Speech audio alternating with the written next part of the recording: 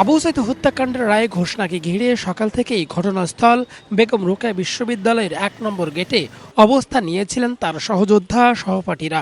ছেলের কবরের পাশে অপেক্ষমান ছিলেন বাবা মকবুল হোসেন, মা মনোয়ারা বেগম সহ স্বজনরা। বৃহস্পতিবার দুপুরে আদালত এই রায় ঘোষণা করেন।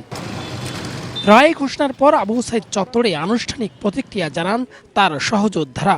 তদন্ত ও বিচার প্রক্রিয়ায় কিছু গুরুত্বপূর্ণ দিক উপেক্ষিত হয়েছে বলে অভিযোগ করে তারা বলেন, অপরাধের তুলনায় শাস্তি যথাযথ হয়নি।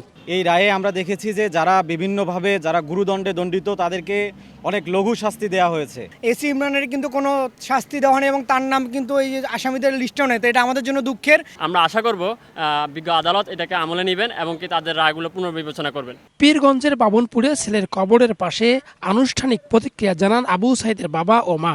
তারাও এই রায়ে সন্তুষ্ট নন। অনেক কঠিন বিচার হওয়া উচিত ছিল। এই বিচার আর মাত্র 2 শতাংশ ফাঁসি, আরো বেশি করে মানুষের ফাঁসি হওয়া উচিত ছিল অপরাধী। এই রায়ে আমি সন্তুষ্ট হতে পারলাম না।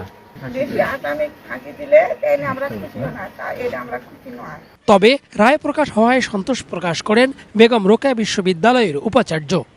এই ধরনের হত্যাকারীদের বাংলাদেশের জনগণ কখনই গ্রহণ করে না।